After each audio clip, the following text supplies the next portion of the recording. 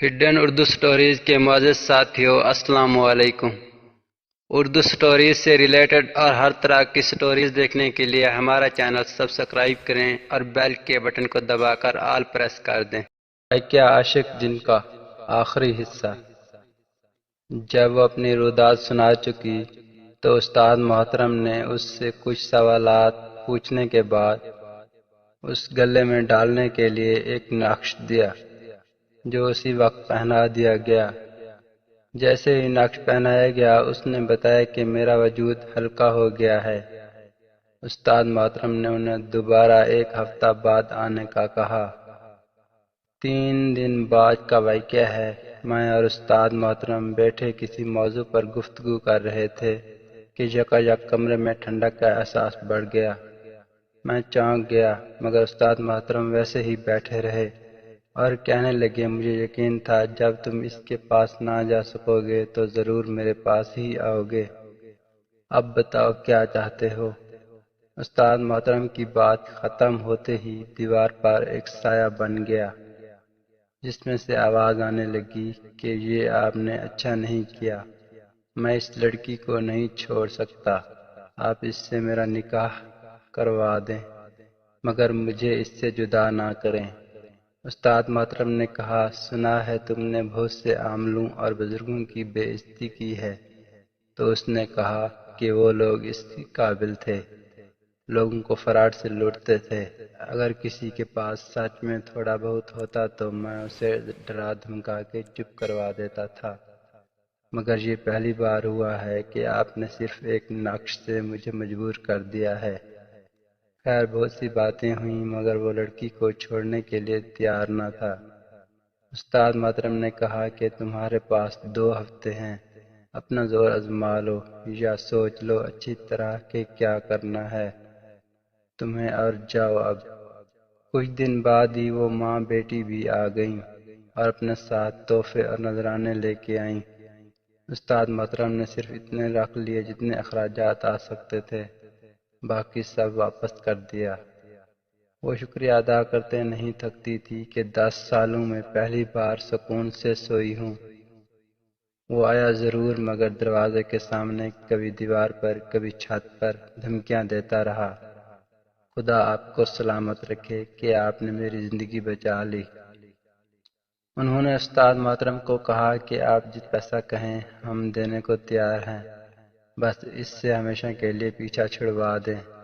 استاد محترم نے کہا، پیسے جتنے چاہیے تھے لے لیے ہیں، اب اس سے زیادہ ایک پیسہ بھی نہیں چاہیے، اور انشاءاللہ اب وہ ساری زندگی آپ کے قریب نہیں آ سکے گا۔ 2 ہفتے بھی نہ گزرے تھے کہ وہ پھر آ گیا اور معافی مانگنے لگا کہ ایک دفعہ وہ حصار ختم کر دیں، میں بس آخری بار اس سے مل لوں پھر چھوڑ دوں گا۔ مگر استاد محترم نے کیا کہ نہیں، میں سب جانتا ہوں تم کیا کیا خواستیں کرتے رہے ہو اور اب کیا کرنا چاہتے ہو، اس لیے میں تمہیں کبھی اجازت نہیں دوں گا اس بات کی۔ تمہارے پاس 2 ہی راستے ہیں، اپنے علم آزماؤ میرے مقابلے میں یا پھر عزت سے اسے چھوڑ دو۔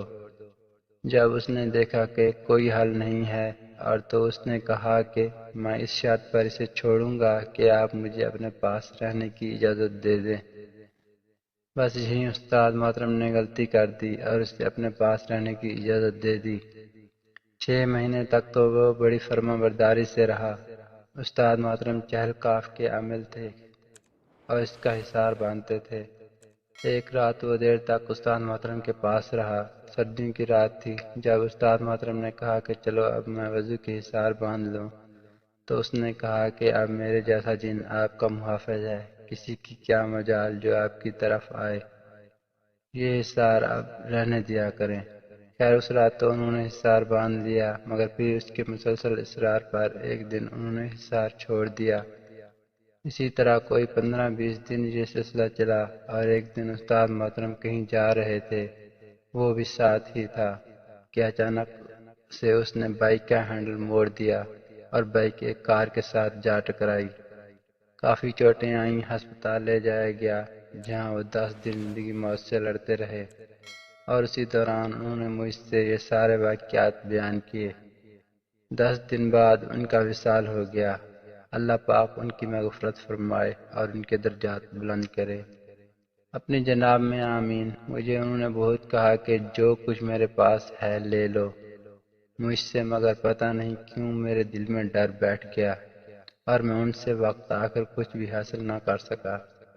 ان کی تدفین کے وقت میں نے ایک کالے سیاہ بلے کو قبرستان میں پھرتے دیکھا تھا۔ اب بھی لوگ کہتے ہیں کہ انہوں نے اس قبرستان میں ایک بڑے سائز کا کالا بلہ اکثر دیکھا ہے۔ پتہ نہیں اب وہ کیا کرنے آتا ہے۔ وہ خاتون اب مستقل پاکستان میں رہتی ہے اور شادی شدہ ہیں، ماشاءاللہ سے بہت عبادت گزار ہیں، اور ہر نو چندی جمعرات استاد محترم کی قبر پر حاضری دینے ضرور آتی ہیں۔ ختم شد۔